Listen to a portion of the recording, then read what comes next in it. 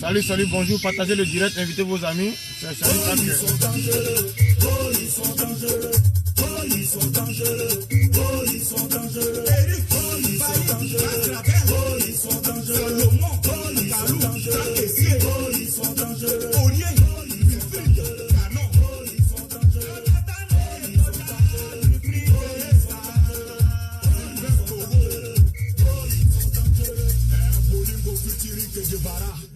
À zéro pour égaliser, faut dire encore. Si vous aimez les éléphants ivoiriens, le moment est arrivé, car nous allons gagner. Nos éléphants, priez Dieu là-bas, on a besoin de lui pour marquer, chanter, danser, bouger, sauter, il va prier besoin d'arriver pour chanter, danser, bouger, sauter, il va prier besoin.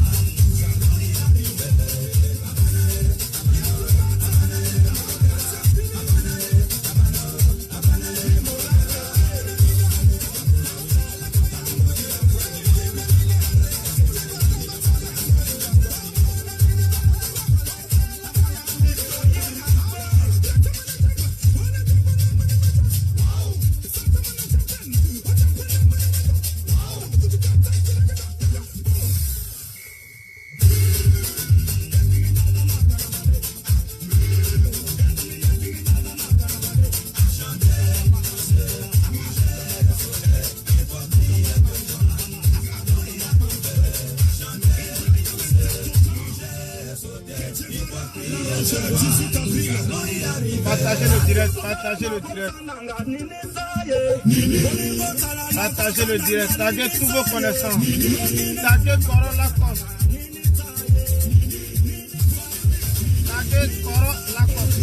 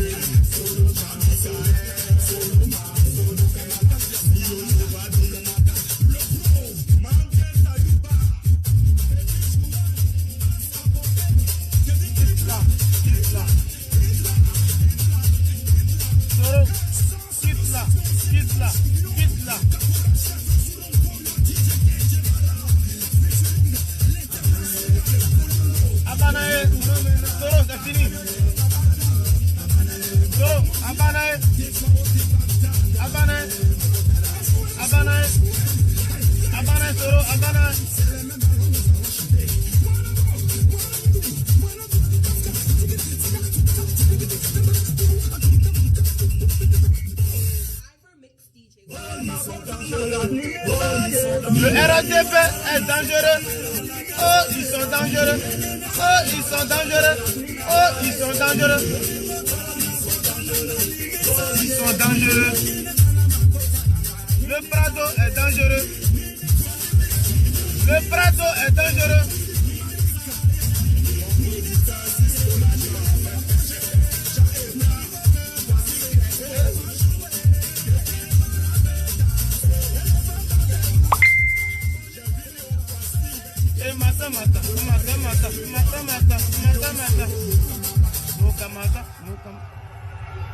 Salut, salut, bonjour à tout le monde. Partagez le direct, invitez vos amis. C'est Charlie Packer, Antonio de Fraternité. Voilà, je viens ici pour m'adresser à la Côte d'Ivoire et pour parler un peu de la situation aujourd'hui qui nous amène à parler.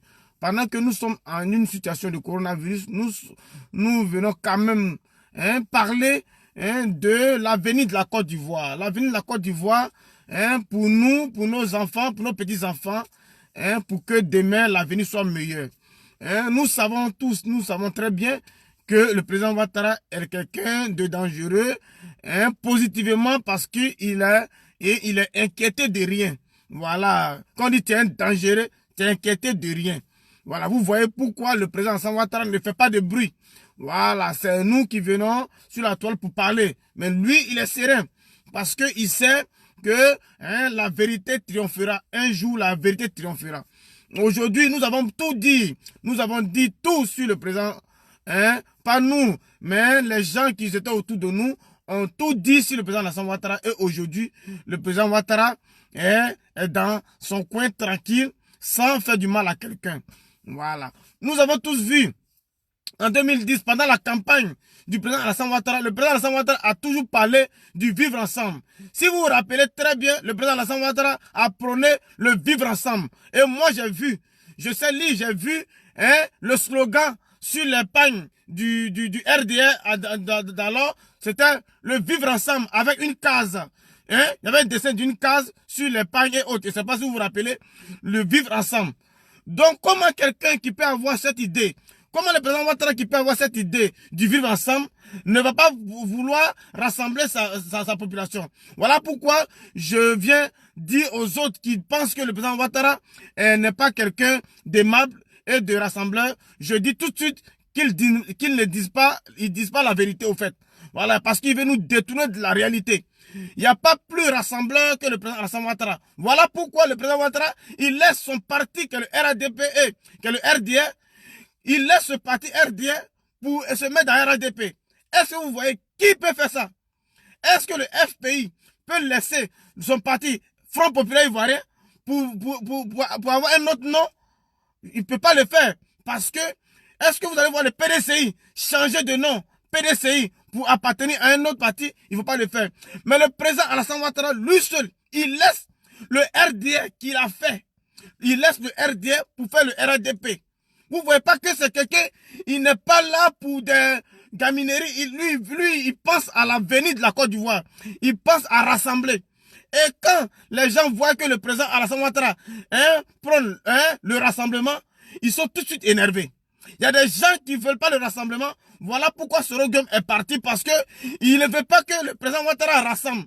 Parce que Soro Guem a fui le président Ouattara parce que il voit que le président Ouattara attend de rassembler UDPCI. Il attend de rassembler le MFA. Il rassemble tous les gars là. Donc il s'est dit, si le président Ouattara rassemble tout cela, est-ce que lui, Soro, il sera vu? Il sera effacé de la scène politique. Voilà aussi le motif qui a fait que Soro Guem a fui. Parce que Soro Guem voit que si tout le monde se met dans la même famille, mais il ne pourrait pas avoir certains postes. Parce que Soro Guem, c'est quelqu'un qui cherchait des postes. Quand Ibrahim Koulibaly a fait sa rébellion, Ibrahim Koulibaly n'a pas fait une rébellion pour avoir un poste ministériel. Vous avez suivi tous les propos d'Ibrahim Koulibaly.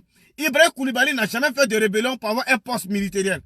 C'est Soro seul, quand il a pris Soro comme porte-parole, c'est Soro qui vient, qui est content, quand on lui donne un poste, on dit tu es ministre de la communication. Soro a sauté tout de suite sur les postes ministériels, il a donné à ses gars, alors que son problème, c'était parce que il est marginalisé. Son problème, c'est parce qu'il porte boubou, parce qu'il avait envie de porter boubou. Donc, quand il porte boubou, on l'empêchait. Les forces de l'ordre le stigmatisaient et l'emmerdaient sur la voie publique. Voilà pourquoi Soro, lui, il veut porter boubou. Maintenant, tu dis c'est boubou, tu veux porter. Après, l'histoire de boubou est terminée et tu continues. Tu portes maintenant boubou là. Au lieu de porter le boubou, Soro Guem ne porte plus de boubou aujourd'hui. Il porte des costumes. Il porte des costumes pour narguer le gouvernement. Il porte maintenant des cravates, des costumes. Alors que lui, il voulait porter boubou matin, midi et soir. Il voulait faire passer, se promener sans que la police l'inquiète par rapport à son nom. Par rapport à son nom qui est à contenance nordique. Pour ne pas que les forces de l'ordre la mettent sur la voie. Donc voilà pourquoi il a dit, Victor Hugo l'a appelé. Victor Hugo l'a appelé pour dire, comment dire, Soro Guem, que dans ta révolte là, faut prendre les armes.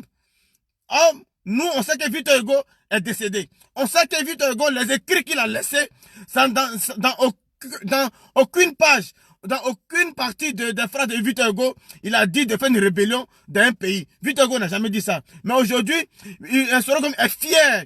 Il est fier d'utiliser des propos de Victor Hugo qui n'ont rien à voir avec de prendre l'exemple pour attaquer son pays. Il prend cet exemple-là pour se justifier devant toute la communauté internationale. Dans tous les médias, il se justifie avec ça. Vous voyez comment Soro Gom n'est pas clair. Voilà pourquoi moi, je ne dis pas que je dis comme quand quelqu'un n'est pas clair, ça ne sert à rien de confier la destinée de la Côte d'Ivoire. C'est sur quoi il se compte pour... c'est quel sondage qui donne à Soro Gom vainqueur des élections en 2020? Quel est le sondage? Soro Gom a participé à quelle élection pour que le RADP va avoir peur de Soro? Le RADP n'a pas peur de Soro. Soro a participé à quelle élection présidentielle? Soro n'a jamais participé à une élection. On ne connaît même pas son poids. Donc pourquoi le RADP n'a pas peur de Soro Gom? Le RADP a peur, veut la stabilité du pays et on s'inquiète parce qu'il aime utiliser les armes. C'est tout. Si on va revenir dans le passé, là j'ai fait un peu une petite introduction qui n'est même pas un développement. On va dans le passé en 2011. En 2010, il y a eu des élections en Côte d'Ivoire. Le président Gbagbo qui a dit qu'il est vraiment un homme de paix. Le président Gbagbo qui a dit vraiment qu'il est un rassembleur, il est quelqu'un qui veut la paix. Et en fonction de cela, le président Gbagbo a fait des concessions.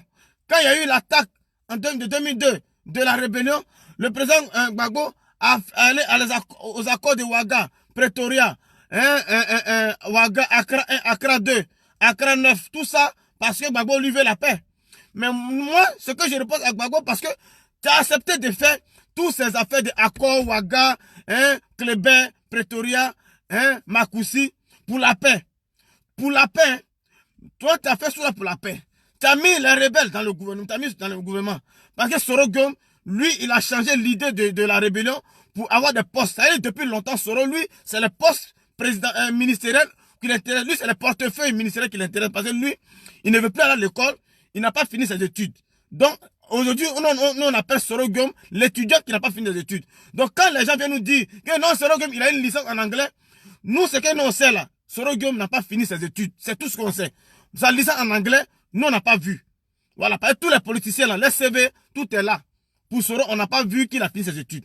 Là, on ne va pas s'éterniser sur l'histoire de Soro. Donc, quand Gbagbo Laurent, un homme rassemblé, un homme qui veut la paix, c'est parce qu'il voulait la paix qu'il acceptait le rebelle Soro Gom dans le gouvernement. C'est parce qu'il voulait la paix qu'il a mis Soro Gom à des postes, même que des intellectuels comme les Bon Brabé, comme Afinguessan, ont laissé leur poste premier ministre pour donner à Soro. Mais si, toi, Gbagbo Laurent, tu voulais la paix, il y a eu des élections. Et puis, le camp en face, le président Ouattara a dit, vu les comptes, c'est lui qui a gagné les élections. Toi, tu dis, c'est toi qui as gagné les élections. Mais après les concessions que tu as faites, pour quelqu'un qui dit qu'il aime la paix, tu as permis à ce que tout ce qui se passe, Soro ait des postes ou tout et tout. Mais pour quelqu'un qui veut la paix, mais il fallait donner le pouvoir parce que tu as fait plein de concessions. Tu as fait plein de concessions pour la paix. Et si tu faisais encore cette concession, malgré que toi tu penses que tu as gagné, si tu fais la concession de remettre le pouvoir au président Alassane Ouattara, mais tout la Côte d'Ivoire, tout le monde entier allait voir encore véritablement que tu es vraiment un homme de concession et que tu es vraiment quelqu'un qui veut forcément la paix. Parce que moi, je dis gagné, toi tu dis que tu as gagné. Et si tu sais que si je fais un bras de fer, mais toutes les concessions que tu as faites depuis 2002 vont tomber à l'eau. La preuve en est que tu as fait tous tes efforts pour mettre Soro dans le gouvernement et la rébellion. Et en 2010, on te dit que tu as gagné les élections, l'autre parti dit qu'il a gagné. Mais si tu faisais la même concession pour remettre le pouvoir, pour ne pas qu'il y ait la paix, toi tu dis non, tu es un homme de paix, tu es un homme de paix. Donc tu ne veux pas la paix, tu veux la paix plutôt. Donc donne le pouvoir. Si vraiment tu es un homme de paix, tu as fait toutes les concessions possibles. Ce n'est pas à la dernière minute où il y a affaire de qui a gagné les élections que tu vas encore prendre le pouvoir. Mais c'est que tous les efforts que tu as fait, tous les efforts que tu as fait en faisant cette concession, mais c'est que ces efforts sont restés vains. Parce que à la dernière minute, tu as tout gâté. À la dernière minute, tu devrais véritablement donner le pouvoir et tu allais être un homme grand. Tu allais aujourd'hui être un homme grand et toute cette affaire de CPI et autres n'allait même pas exister. Ça nous fait mal, nous, de te voir, hein, qui a gouverné le pays pendant 10 ans, ça nous fait mal de te voir en prison. Mais qu'est-ce que nous on peut faire? Parce que nous n'étions pas tes conseillers. Nous n'étions pas tes conseillers pour te dire, voilà. Ah, président Gbagbo, tu as beaucoup fait. Depuis 2002, tu ne travailles plus avec tes propres gars. Tu travailles maintenant avec les rebelles et tout et tout. Tu as fait plusieurs concessions à cause de la paix. À cause de cette même paix, Laurent Gbagbo devait quand même comprendre la situation et donner le pouvoir au président Alassane Ouattara sans faire de bruit. Et c'est en ce moment-là on comprendra que vraiment Laurent Gbagbo était vraiment un homme de paix. Il a été un homme qui voulait la stabilité jusqu'au dernier jour où il y avait des différends entre qui a gagné les élections, qui n'a pas gagné. Et tu rentrais dans l'histoire. Laurent Gbagbo rentrait dans l'histoire carrément. Mais aujourd'hui, ça n'a pas été fait. Et malheureusement, voilà ce qui arrive. On ne se réjouit pas. Moi, je ne me réjouis pas de ce qui arrive au président Gbagbo. Parce que ça peut arriver. Dans la vie, on n'est pas épargné. Tant que tu vis là, tu peux avoir des problèmes. Comme ce que le président a. Donc, on ne peut pas me réjouir de cela. Mais voilà ce que Laurent Gbagbo a fait. Et aujourd'hui, Soro Guillaume se joue les grands. Voilà ce que... Voilà aujourd'hui, quand ça a été comme ça, et tu es parti à la CPI, tu as vu que le président Laurent Gbagbo, tu as vu que derrière toi, il y a eu quand même des gens qui ont passé des concours de la fonction publique. Il y a des gens qui ont passé des concours de la douane, de la police, de la gendarmerie. Et ils ont vu les concours annulés. À cause de quoi? Il y a des gens qui ont saigné, qui ont passé les concours. Ils ont eu les concours. Mais comme vous étiez resté là, et vous avez tout fait pour signer la sortie des concours et examens, ça fait que le président qui est venu d'alors, mais il a dit non. Il a dit peut-être que c'est une manigance, parce que voilà, c'est lui qui avait gagné les élections et vous allez proclamer les résultats des concours de la fonction publique avant de partir. Donc, logiquement, si la passation s'était faite dans la paix, dans la transparence, dans l'amour véritable, ceux qui avaient eu le concours en 2010 n'allaient pas avoir le concours annulé et ils allaient encore, ils allaient encore te féliciter. Mais malheureusement, avec tous ces cafouages, les gens ont, le gouvernement qui est arrivé a quand même annulé ce concours-là. Donc, il y a des Ivoiriens encore. Parce que les concours, par exemple, le concours de la police, c'est l'âge. Tu peux t'inscrire de 18 ans à 25 ans et de 25 ans à 30 ans pour ceux qui passent officier. Mais ceux qui passent officier, jusqu'à 25 ans, les femmes, mais leur âge était passé. Elles ne pouvaient plus repasser le concours l'année suivante. Aujourd'hui, ces personnes ont perdu au fait leur futur travail. Parce que la passation, après les élections, n'a pas été faite dans les normes.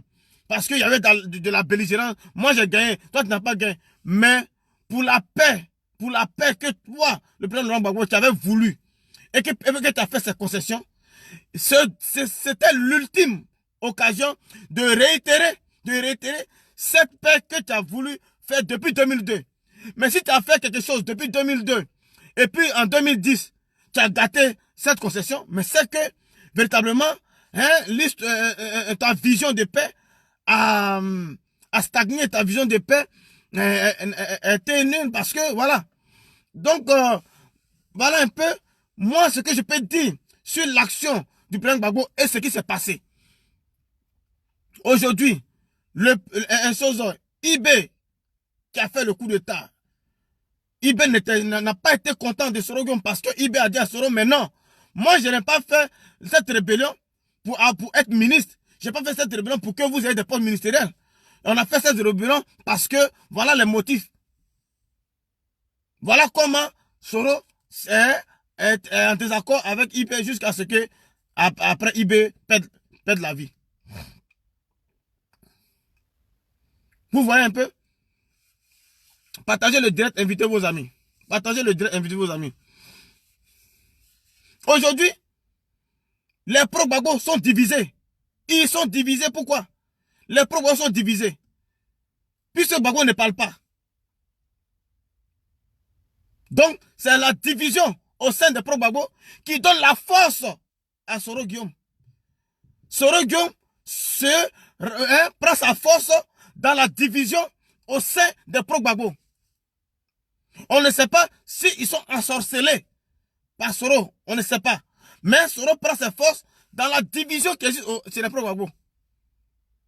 Aujourd'hui, si quelqu'un qui dit il aime la Côte d'Ivoire, Soro Guillaume qui dit il aime les pro-Gbagbo, mais Soro Guillaume peut réconcilier Simone Gbagbo à Finguessan, Soro Guillaume peut réconcilier à Souadou, à Fi, à Simone Gbagbo, à tous les quatre qui sont au FPI qui sont divisés.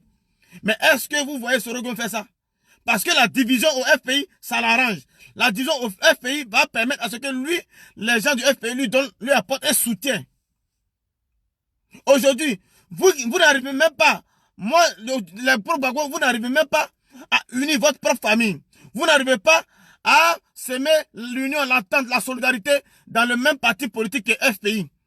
Et puis, c'est la Côte d'Ivoire que encore des gens vont vous donner encore dans des années à venir. Je ne pense pas. Si tu ne peux pas rassembler ton parti, tu peux pas rassembler tes militants, mais tu sais que tu ne pourras pas rassembler la Côte d'Ivoire tout entière. Tu ne peux pas. Quel sondage aujourd'hui Soro Guillaume a gagné quelle élection pour que les gens nous disent que Soro Guillaume a peur et le pouvoir a peur de Soro? Quel est le sondage? Qu'est-ce qui pèse? Quelle élection Soro Guillaume a gagné? Pour faire peur au pouvoir, pour dire, ah lui, il est dangereux. Non. C'est quand tu joues un match par rapport à tes buts que tu marques qu'on dit que tu es dangereux. Si Didier Drogba a joué, il joue ballon, on sait qu'il marque les buts, on sait qu'il est dangereux. Mais tu n'as jamais joué. Tu as été toujours sur le banc de touche. C'est quoi qui va faire peur à celui qui est en face de toi? C'est quoi qui fera peur à l'adversaire? C'est les armes. Parce que c'est normal. Le RDP n'est pas un parti des armes. Le RDP n'est pas un parti qui prend les armes. Donc c'est normal qu'on ait peur de Soro Guillaume. Parce que Soro Guillaume, lui, il peut faire recours aux armes. Voilà pourquoi vous pensez que le RDP a peur. Vous pensez que le président Ouattara a peur. C'est normal. Le président Ouattara peut avoir peur parce que le président Ouattara n'est pas né avec les armes. Le président Ouattara n'a jamais utilisé un fusil. Le président Ouattara n'a jamais porté une tenue militaire. Mais c'est normal. On a peur de Soro parce que lui, il peut faire recours aux armes. Voilà pourquoi on a peur de Soro. Sinon, on n'a pas peur de Soro dans les urnes. Dans les urnes, là, Soro ne peut pas avoir même quelques pourcents puisqu'il n'a jamais participé à une élection. Cette élection municipale à Port-Boué, il n'a pas gagné. C'est présidence de la République à qui Soro peut gagner. Vous êtes sérieux là? Vous êtes sérieux là? Pour dire non, le RDP a peur de Soro. Ils ont peur de Soro en quoi?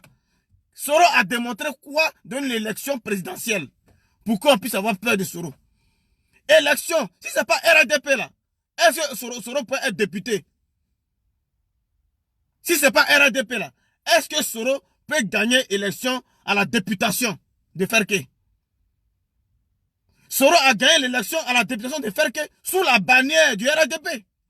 C'est sous la bannière du RDP que tous ceux qui entourent Soro ont eu leur succès.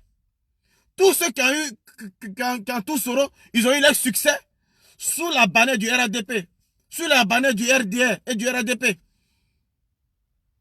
Donc, ne minimisez pas le RDP. Ne minimisez pas le RDP. Je vais répondre ici à quelqu'un qui me dit que non, tu n'as pas, Charlie Packer, tu n'es pas éloquent, tu n'as pas l'oratoire. Laisse-moi te dire une chose. L'oratoire n'est pas une fonctionnalité pour faire passer un message. L'éloquence n'est pas une fonctionnalité qui fait passer un message. Le message peut se faire passer sans être éloquent. Le message peut se faire passer sans être un bon orateur. Mais c'est le message qui est important. Laissez-moi vous dire, à l'école, on nous apprend, on a beaucoup de matières à l'école. Il y a la science et il y a la littérature.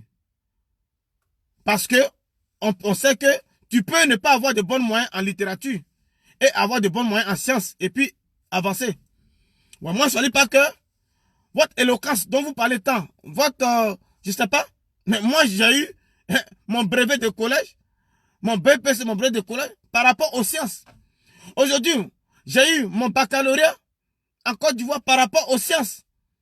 Parce que ma matière de base, c'est la physique, chimie, parce que j'aimais beaucoup les molécules, j'aimais beaucoup en sciences naturelles, qui est la science de la vie de la Terre, les pédigrés. Je peux te décortiquer un pédigré. Je peux te faire toutes les équations. Je peux te faire en mathématiques, le sinus, le cosinus. Je peux te parler, comment dirais-je, de la fonction ln, de la fonction ln exponentielle, la fonction exponentielle et la fonction ln en mathématiques. Je peux te le démontrer cela du haut en bas. Voilà. Pour avoir le baccalauréat là, j'ai eu 14 de moyenne en physique, 14 de moyenne en sciences naturelles, 15 de moyenne en mathématiques. Donc demandez à tous ceux qui passent le baccalauréat en terminale D en Côte d'Ivoire, quelqu'un qui a 15 de moyenne en sciences, en maths, en physique, mais demandez après l'équation là, est-ce qu'il a besoin d'avoir même une bonne moyenne en français avant qu'il ait le bac? Parce que c'était de coefficient 4. Mathématiques coefficient 4. Je ne sais pas si c'est toujours pareil. BP, physique coefficient 4. Sciences naturelles coefficient 4. Donc déjà avec mes 14 de moins et mes 15 de moins, parce que je suis beaucoup dans la science. Voilà. Je suis beaucoup dans la science. J'aime les molécules en matière en chimie. Ça c'est mon domaine. La physique, ça c'est mon domaine. La science naturelle, ça c'est mon domaine. Mais je ne suis pas nul aussi en histoire géo. Histoire géo, on n'a pas besoin d'être éloquent. On n'a pas besoin d'avoir l'oratoire. On apprend les cours par cœur. On apprend les cours par cœur. On appelle ça boileau. Ceux qui ne savent pas, on appelle ça boileau. Voilà. Et en anglais, on te fait, comment dirais-je, on te fait l'examen oral et écrit. Donc tu peux être nul en oral, mais en écrit, tu bombardes. Moi, je peux faire des commentaires composés d'un test. Vous savez, la Côte d'Ivoire, notre français dont vous moquez tant, la Côte d'Ivoire, nous sommes un pays qui parle mieux le français dans la sous-région. Vous qui vous moquez. En France ici, là, les Français même ne se moquent pas de notre manière de parler notre français. Les Français ne se moquent pas de ça. Hein. C'est vous, nos frères ivoiriens, là. C'est vous qui vous moquez de ça. Les Français même qui ont créé la langue de Molière, ils ne se moquent pas de notre français que nous parlons. Ils nous comprennent mieux que d'autres pays africains de la sous-région. Les Français nous comprennent mieux, nous les Ivoiriens. Parce que la Côte d'Ivoire, nous les Ivoiriens, ceux qui ont grandi dans un certain domaine, dans un certain quartier, tu peux grandir dans un environnement où il n'y a pas l'articulation, où tous ceux qui t'entourent n'articulent pas les mots, et tu grandis dans cette ambiance-là, tu grandis dans cette atmosphère-là. Et c'est ce qui reste. Et on peut ne pas articuler. Mais par contre, en Côte d'Ivoire aussi, il y a des personnes qui sont dans une famille, qui sont dans un secteur où ils parlent le français, ils articulent les mots. Tu vas penser que ces personnes ont fait l'Occident. En Côte d'Ivoire, il y a des gens qui articulent, tu vas penser que même ils ont fait l'Occident et autres. Ça dépend de là où tu viens, de là où tu as grandi, de là où tu as chose. Donc, c'est pas quelque chose de non, je ne dis pas que tu parles pas bien français, tu n'es pas éloquent. C'est pas l'éloquence qui donne les idées. C'est pas l'éloquence. L'éloquence, c'est encore un plus. C'est encore un plus. C'est tout. C'est encore un plus. Donc, voilà un peu. Voilà. Et puis, il y a des pays, c'est que vous-même vous reprochez. Mais les pays à côté là, ce n'est pas pour les dénigrer, la Guinée, le Mali, eux-mêmes là, ma manière dont ils parlent français là, ils sont contents comme ça. Les pays qui sont à côté là, les Burkinabés, les Maliens, les Guinéens, c'est pas pour les dénigrer. Mais la manière dont je parle le français, sans être éloquent, là, ils sont contents. Ils sont, non, il dit, non, ils sont contents comme ça. Mais pour vous, nos profs ivoiriens, non, non, tu n'es pas, ok. Sans l'éloquence là, si c'est que je dis là, celui qui est en face de moi, s'il comprend, mais c'est que il comprend mes propos. Donc c'est pour répondre à tous ceux qui font des commentaires pour dire non, ceci, c'est là. Moi je vous dis, si vous, fâchez-vous, hein, fâchez-vous. Je vous dis, si Gbagbo Laurent avait terminé sa manière de, comment dirais-je, hein, de vouloir avoir la paix en Côte d'Ivoire, il a fait les accords de Pretoria, d'Accra 2, Accra 7, Accra 8, il a fait les accords de Ouaga, de Kléber. C'était pourquoi? C'était pour qui? C'était pour ne pas qu'il y ait la guerre. C'était pour ne pas que les fusils tombent. Mais quand on dit, on donne les raisons, on dit que tu n'as pas gagné les élections. L'autre dit que tu as gagné les élections. Mais pour ne pas que les fusils tombent, pour ne pas que ce que tu as évité depuis 2002, pourquoi le vivre? Pourquoi vivre cela en 2010? Pourquoi vivre cela en 2010? Ce que moi je repense au président Gbagbo, ce qu'il a évité en 2002 et ce qui a permis de laisser ses bras droits à Finguessan qui était Premier ministre, il a mis de côté pour prendre Soro Guillaume pour le mettre comme Premier ministre. Mais est-ce que ce que tu as évité là, mais pourquoi tu as permis cela en 2010? Parce qu'en 2010, il y a eu le tournement d'armes. Donc il fallait aussi, si tu as gagné, tu n'as pas gagné, nous on n'est pas là-bas. Nous on n'est pas dans le secret. Mais si tu as gagné, tu n'as pas gagné, et puis ça crée des bisbis, ça crée des mésententes. Mais il fallait faire encore cette concession. Il fallait faire cette concession pour ne pas que les fusils tombent, pour donner. Puisque celui qui va diriger la Côte d'Ivoire, c'est un Ivoirien. C'est pour le bien de la Côte d'Ivoire. Et tu allais être grand dans ce monde. Tu allais être un exemple. On va dire, notre papa, président Gbagbo, il a fait toutes les concessions jusqu'à la fin. Aujourd'hui, on ne peut pas, hein, les gens ne peuvent pas rester là. Moi, j'ai fait cette vidéo par rapport à ceux qui ont fait des commentaires sur ma vidéo d'hier. Non, c'est le président Ouattara qui a envoyé Soro. Vous, envoyez-nous les preuves. Envoyez-nous les preuves que le président Ouattara a envoyé Soro Guillaume pour aller faire rébellion. C'est à cause de ces commentaires-là que j'ai fait une vidéo aujourd'hui. Parce que je ne peux pas les répondre. Hein, près de 100 commentaires, 1000 conscients. Non. Pour envoyer-nous les preuves que le président Ouattara a envoyé Soro. Le président Ouattara est quelqu'un qui vient se mettre sous la toile pour... Bon, pas sous la toile, qui vient s'imposer comme un bon candidat. Si tu as un supporter qui est un meurtrier qui vient te soutenir, est-ce que ça c'est ton problème? S'il y a un meurtrier, un assassin qui vient te soutenir, ça c'est pas ton problème. Est-ce que j'ai dit toujours, quand les matchs se jouent au Félicia là, il y a des voyous, il y a des bandits, mais qui soutiennent la SEC. Mais est-ce que c'est pour autant Roger Onyen vient chasser ces bandits-là du stade pour dire quittez là, ne venez pas supporter la SEC? Non. Est-ce que si le Paris Saint-Germain joue et puis il y a les hooligans qui viennent semer du désordre, est-ce que c'est pour autant on va venir les chasser? Non. Mais si ils te soutiennent, toi ça te donne de la force. Voilà comment. Mais le président Ouattara est là, il est candidat. Et s'il y a un rebelle qui est Soro Guillaume, vient le soutenir. Mais lui, il n'a pas de problème avec des soutiens. Il n'a pas de problème avec des soutiens. Tu l'as soutenu, mais ça ne veut pas dire qu'il d'accordise avec ta rébellion. Ça ne veut pas dire ça. Ça ne veut pas dire que le président Ouattara d'accordise avec la rébellion de Soro Guillaume. C'est simplement, mettez des cœurs, s'il vous plaît. Il y a des gens qui attaquent là. Mettez des cœurs, s'il vous plaît. Les soroïstes attaquent le direct. Ça ne veut pas dire que le président Ouattara est d'accord avec tout ce que Soro Guillaume a manigancé. Non, pas du tout. Mais c'est parce que c'est un soutien. Moi, si quelqu'un vient me soutenir, il me soutient. Si le jour qu'il n'a pas envie de me soutenir, il part. C'est tout. C'est pas parce que tu m'as soutenu. Comme Soro Guillaume est rempli de récompenses. Parce que lui, tout ce qu'il a fait depuis qu'il a abandonné ses études, depuis qu'il a refusé d'aller à l'école, il est resté dans le consensus. Lui, pour lui, quand il te soutient, il faut lui donner un poste. Il faut lui donner un bon poste.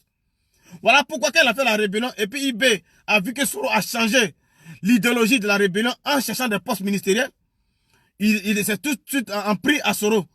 Voilà les désaccords jusqu'à ce que mort s'en suive.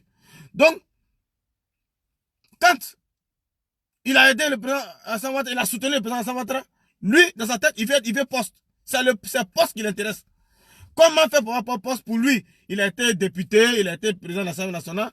Pour lui, c'est le dernier poste qu'il a, c'est présidence. C'est la présidence.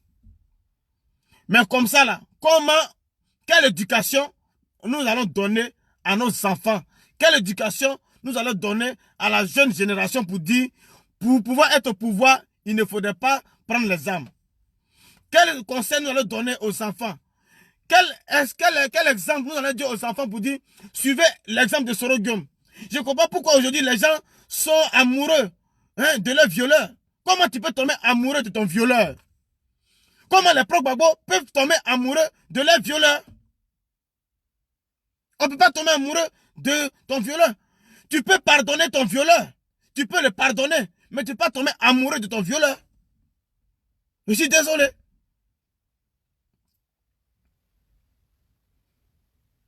Quand vous prenez le parcours, du ministre de la Défense, Ahmed Bakayoko, est-ce que vous avez entendu une fois que le ministre d'État, Ahmed Bakayoko, a pris les armes quelque part? Est-ce que vous avez entendu que le ministre Ahmed Bakayoko a pris les armes quelconques? Le ministre Ahmed Bakayoko a un CV qui est clair. Il est journaliste de formation. Il est journaliste de formation. Demain, là, si le ministre Ahmed Bakayoko n'est plus ministre, il a un savoir. Il a été directeur en nostalgie. Il a travaillé dans les presses. Il a travaillé au Burkina dans des presses. C'est ce que les gens ne savent pas. Il est dans son domaine de journaliste. Voilà pourquoi, quand il a été ministre pour la première fois, on l'a nommé ministre de NTIC. Parce qu'il était dans le domaine de la nouvelle technologie et de l'information. Il était dans son domaine journalistique. Donc quand le ministre Ahmed Bakayoko a été nommé pour la première fois, il a été nommé ministre de NTIC, ministre de la nouvelle technologie et de l'information, parce que c'est son domaine. Mais quel est le domaine dans lequel on va positionner Soro? Quand vous voyez le CV, Soro il n'a que fait, elle a fait ci. La fait si, prise de machette. Prise de machette à la fait. Dans le CV, on va écrire Soro Guillaume, CV, 2000 temps, machette. 2000 temps, la machette à la fait si. On va dans le CV, rébellion. J'ai tué des gens, j'ai massacré des gens. Ça, c'est le CV que vous voulez présenter à nos enfants? C'est ce CV-là que vous voulez présenter à nos enfants? Nous, on préfère présenter des CV où il n'y a pas rébellion dedans. Nous, on veut présenter des CV à nos enfants où il n'y a pas rébellion, où il n'y a pas prise de machette. C'est ce que nous, on veut présenter à nos enfants. Donc, moi, ne venez pas ici pour nous dire, non, le RADP a soutenu le rébellion.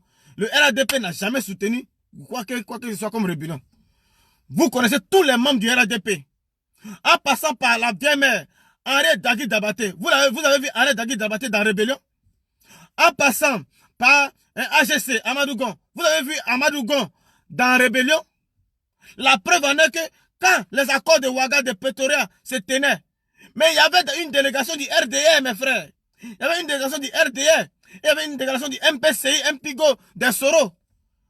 Si le RDP ou bien le RDR avait comment dire, par rapport à ce que le monsieur dit quoi, soutenu, si le RDR avait soutenu la rébellion, mais pourquoi ils allaient aller encore dans une réunion où ils sont déjà dedans? Pourquoi ils vont aller en rang dispersé pendant qu'ils sont dans le même groupe? C'est pour vous dire que le RDP ou bien le RDR n'a jamais été dans le même groupe que Soro Guillaume. Soro Guillaume est venu s'allier à eux le jour des élections. Ils disent que nous, les rebelles, là, on donne notre voix. On donne notre voix dans les urnes pour le RDP ou pour le RDR. C'est comme ça que ça se passe. Et moi, je ne vais jamais accepter, même si tu es un tueur, que tu veux me donner ta voix dans les urnes pour que je sois président là, je vais accepter.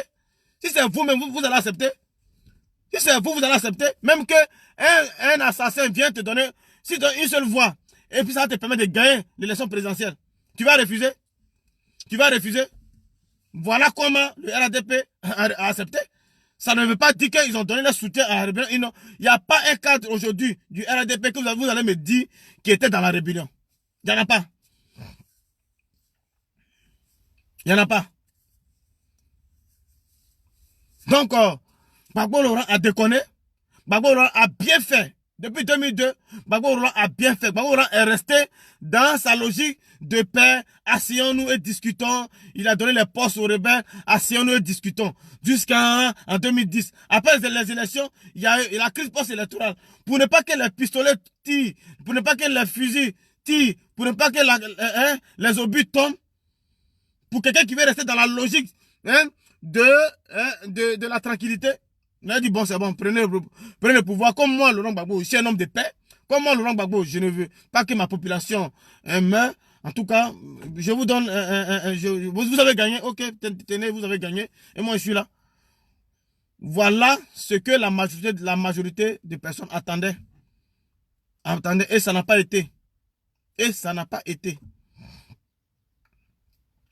Voilà. Donc aujourd'hui, on ne se réjouit pas.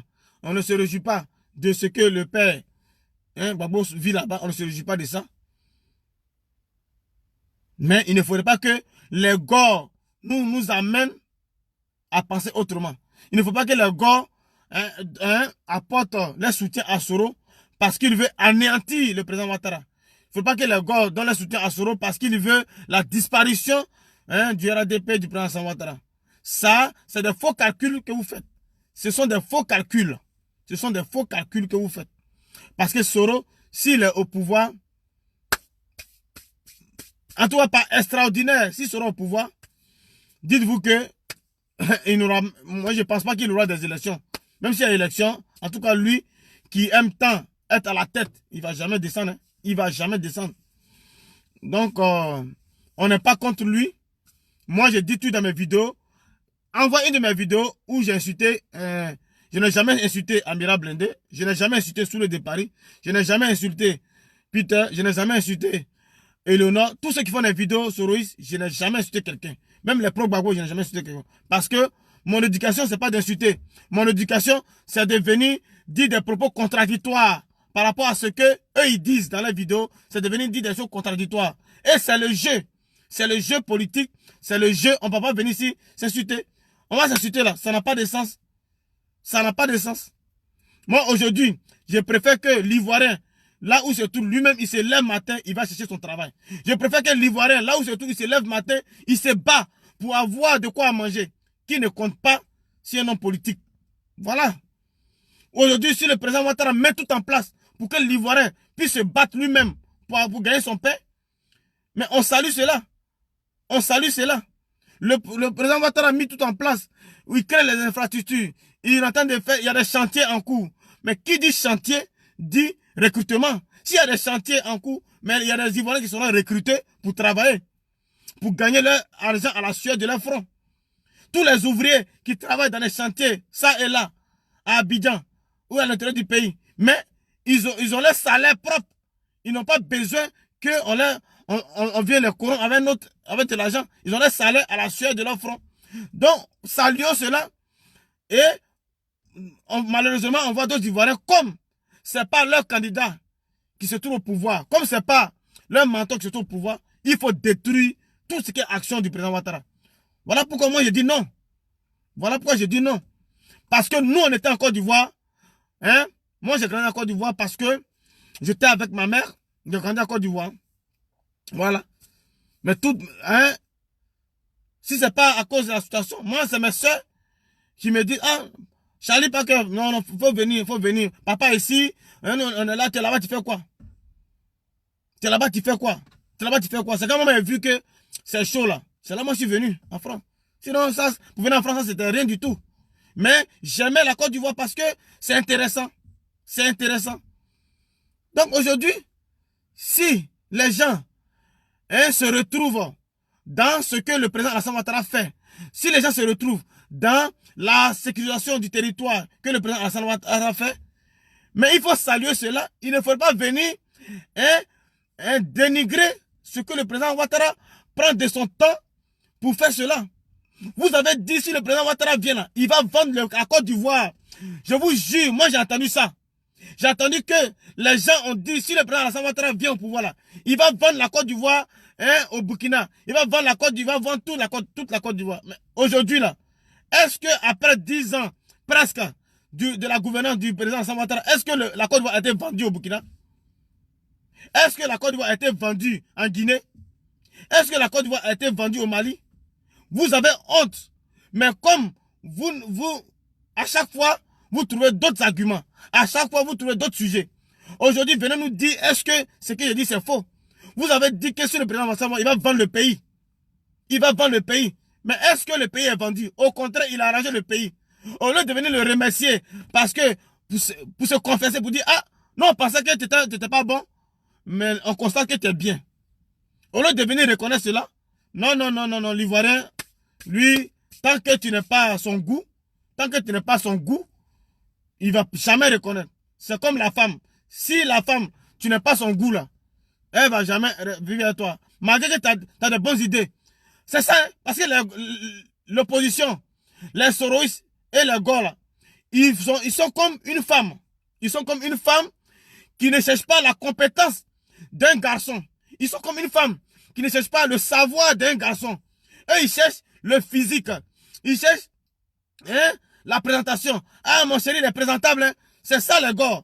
Pour eux, Amadou Gon, eux, ils ne cherchent pas ce qui est dans la tête d'Amadou Gon. Ils ne cherchent pas à savoir ce qui est dans le savoir qu'Amadou Gon a. Eux, ils cherchent le physique. Ah, il est poussé démarrer. Ah, il est poussé démarrer. On sait même pas. Ils sortent tout le temps, ils sortent des trucs. Ça veut dire quand ils n'ont rien à proposer là. Quand ils n'ont rien à proposer, hein, il est poussé démarrer. Hein, ils ne cherchent pas à savoir ce qui est le cœur de la personne. C'est comme les femmes. La femme, au lieu de chercher à savoir le cœur du garçon, elle cherche pour dire non, moi, il y avait un garçon qui est grand de taille. Il y avait un garçon qui est petit. Il y avait un garçon qui est présentable. Au lieu de chercher le cœur de ce garçon-là. C'est ce que les gars là, ils sont comme ça. Les soroïs sont comme ça. Eux, ils ne cherchent pas ce qui est dans le fond de la personne. Ils ne cherchent pas le comportement de la personne. Eux, ils cherchent la beauté. Non, il faut qu'il soit bien, éloquent. Il ne faudrait pas qu'il soit poussé, démarré. Il faudrait du n'importe quoi. Du n'importe quoi. Et c'est ce qu'on assiste. C'est ce que nous assistons à longueur de journée sur la toile. Mais moi, il dit ça. Pour moi, là, ils sont mes frères. Les soroïstes, les gars sont mes frères. Je ne vais jamais venir les insulter. Mais je vais venir dire des choses contradictoires selon le programme de gouvernement de chaque leader. Moi, il sait que le RADP est organisé. Voilà pourquoi, aujourd'hui, vous me voyez, je défends le RADP parce que je vois que le RADP est organisé. Voilà, par rapport à tout ce qui est en face, il n'y a pas d'organisation. Le FPI est divisé.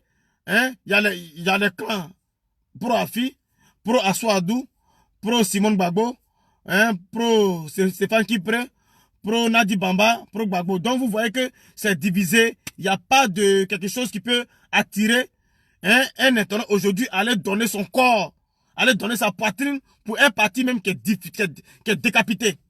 Voilà un peu. Mais aujourd'hui, le parti du RADP avec le président Alassane Ouattara à la tête, ce parti est unifié. Ce parti est solide. Voilà pourquoi nous voyons aussi la sympathie et la gentillesse de nos dirigeants, comme le ministre le premier Amadou Gon, la sympathie et la disponibilité du ministre de la Défense, Ahmed Bakayoko. Vous voyez que Kandia Kamara, elle est disponible. Elle se met à la disposition de la jeunesse dans des vacances, dans des bonjour 2010, bonjour 2020.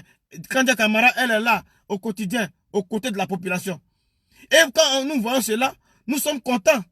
Nous sommes heureux. Le gouverneur d'Abidjan, vous le voyez partout, le gouverneur, nommé par Alassane Ouattara, il est partout, Begré Mambé. Voilà ce qui nous pousse à vraiment aimer ce que le gouvernement fait. Aujourd'hui, dans le temps, on attendait le nom du gouverneur d'Abidjan. Avant Alassane Ouattara, on attendait qu'il y ait un gouverneur, mais on ne l'a jamais vu. Pour le voir là, il faut se lever très tôt. Dans les autres gouvernements passés, si tu as vu le gouverneur d'ici d'Abidjan, c'est que tu t'es réveillé très tôt. c'est que tu as pu te réveiller très tôt. Sinon, tu ne vas jamais le voir. Si tu as vu même un premier ministre dans la rue même là, faut dire, en tout cas, où tu as dormi là, va dormir encore là-bas. Mais aujourd'hui, nous voyons les gens qui sont partout, ils voient à Bobo, partout, tu les vois, les grands types, hein, comme le ministre Bakayoko, il va dans les coins moi, ça m'a fait plaisir de voir le ministre Bakayoko aller le 31 décembre, je pense que c'est le 24 ou 31, aller fêter en plein air à Bobo, dans un restaurant, aller manger avec sa femme. Mais ça m'a touché, vraiment, ça m'a touché. Il dit, mais voilà les personnes qui sont saines. C'est ce que nous avons vécu dans le passé. Dans le passé, là, on mange chez nos frères nordistes. Dans le passé, là, on mange chez nos frères nordistes et aussi mange chez nous. Il n'y a pas palabre.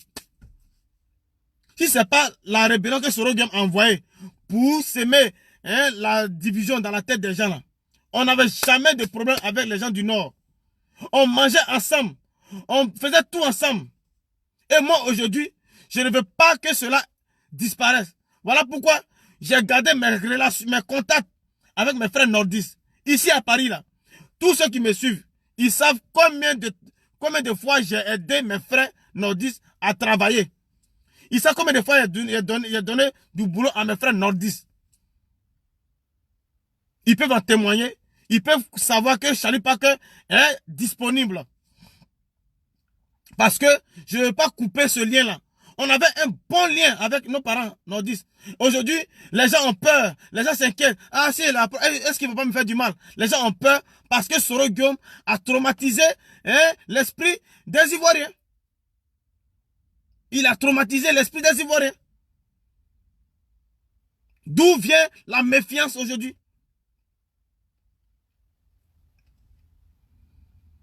On a mangé. Maman de Mariam, notre voisine directe là, sa fille s'appelait Mariam. L'homme était petit, il avait 5 ans. Maman de Mariam là, Kabato là, j'ai fini ça, elle nous envoie toujours manger Kabato. Après, elle vient chez nous, on mange aussi pour nous. J'ai dit, on n'a pas de problème. On n'a pas de problème. Mais malheureusement, Sorogum dit, quand il porte Boubou, il est traqué. Donc Victor Hugo l'a appelé pour lui dire, bon, prends les armes. Bon, voilà un peu. Sorogum dit, quand il prend sa carte d'identité de la Fessi, en même temps, on la met. Il ne sait pas que c'est parce que il était Fessi, il était l'homme de la machette. Voilà pourquoi les gens le fatiguaient. Mais lui, il dit non, non, il ne s'est pas fait de la machette, de la Fessi, que c'est parce que on voit son nom, il est du Nord qu'on la met. Maintenant, tout ça, c'est réglé. À cause de lui, là, il a dit, Victor Hugo l'a interpellé dans un bouquin pour lui dire que la révolte est de droit. Donc, lui doit prendre les armes. Donc, il a fait ça aujourd'hui. Ça a perturbé l'esprit des Ivoiriens. Ça a perturbé l'esprit des Ivoiriens qui aimaient le vivre ensemble. Le président Alassane Ouattara n'a jamais divisé les Ivoiriens. Le président Alassane Ouattara a toujours dit, le vivre ensemble, mes frères. Allez voir dans les archives. Allez voir dans les archives. Si le président Ouattara n'a jamais parlé du vivre ensemble, vous allez venir me dire et je vais vous suivre aujourd'hui. Je vais vous suivre désormais. Allez vérifier dans le passé si le président Ouattara n'a jamais parlé du vivre ensemble. Ou bien, vivre ensemble là, est-ce que c'est un mot qu'il n'a pas dit en français? Le président Ouattara a dit vivre ensemble en français et il a écrit sur même les tricots, les t-shirts, sur les pagnes du RDR. On a dit, on a vu le vivre ensemble. Pourquoi vous voulez mentir? Pourquoi vous voulez dire autre chose? Le pouvoir là, on a constaté que le pouvoir est doux. Si le pouvoir n'est pas doux là, les concessions que le président Gbagbo a faites depuis que Sorogum a attaqué la Côte d'Ivoire, il a fait des concessions, il a donné des postes. Le président Gbagbo allait, s'il y a froufrou, comme c'est un homme de paix, Gbagbo était un homme de paix, comme les froufrous ont commencé, il devait dire, ah, moi je suis un homme de paix, tenez le pouvoir. Vous avez gagné les élections, c'est pas grave, tenez le pouvoir. Mais, ça n'a pas été, malheureusement, ça n'a pas été. Donc, tous les efforts fournis par Gbagbo Laurent depuis 2002, tous ces efforts sont restés vains. Tous ces efforts sont restés vains parce que, à la dernière minute, en 2010, il y a eu problème, il n'a pas voulu laisser, puis il est resté là alors que ce qu'il évitait, c'est arrivé. Vous voyez? Donc, Le président Ouattara n'a pas de problème. Il y a des gens qui sont témoins. Ce que je dis là, il y a des gens qui sont témoins. Ils sont témoins que le président Ouattara, là, il n'a pas de problème avec quelqu'un. Les gens sont témoins de ça. Mais ils veulent diaboliser le monsieur.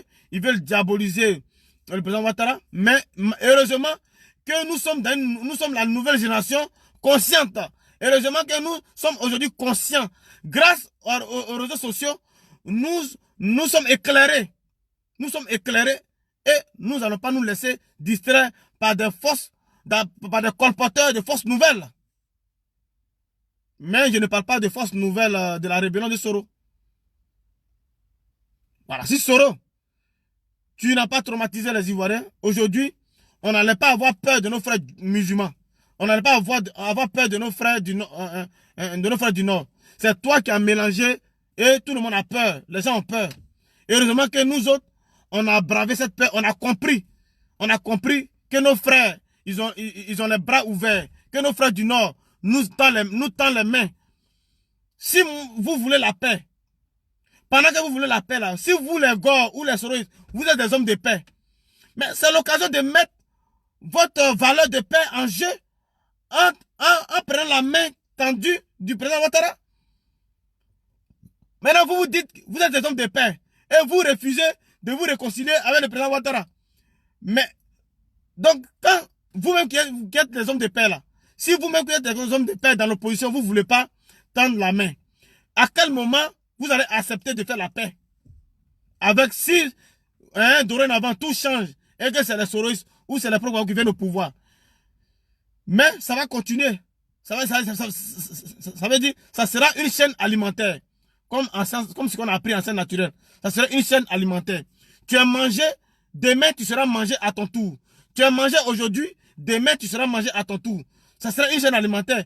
Donc pour couper ce cordon de la chaîne alimentaire, ralliez-vous au président Ouattara au lieu plutôt que d'écouter les Soroistes pour dire ralliez-vous chez les Soros. Je préfère que les pro-Gbagbo se rallient et sur le président Ouattara que de se rallier ce pro-Soro parce que ça ne va rien changer. Ça va toujours amener de la belligérance. Si les pro-Gbagbo étaient intelligents, depuis que le président Gbagbo est incarcéré en prison, ils allaient faire la courbette. Ils allaient aller diligenter des personnes, aller négocier auprès du président Alassane Ouattara pour dire pardon, il faut utiliser de ton pouvoir pour libérer Gbagbo, c'est ton frère. Il faut utiliser ton pouvoir. Les pro-Gbagbo allaient, depuis 2011, là, ils allaient faire des délégations. Aujourd'hui, là, le président Ouattara, il a des relations, il peut user de son relationnel pour appeler, pour dire, laissez tomber affaire de justice là, Gbagbo c'est mon frère, laissez. Mais vous venez l'attaquer, vous venez l'insulter, vous venez le salir, et vous voulez qu'il agisse. Vous voulez qu'il agisse en votre faveur? Réfléchissez les frères. Ça ne sert à rien d'aller danser. Ça ne sert à rien de s'opposer à quelqu'un qui est plus fort que toi. Moi là, si tu dis que Charlie Packer, il va te frapper, il dit c'est pas grave, viens me frapper.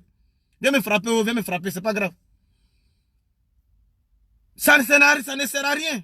Ça ne sert à rien de faire bras de fer pendant que tu es dans une position de faiblesse. Tu es dans une position de faiblesse et tu veux faire bras de fer.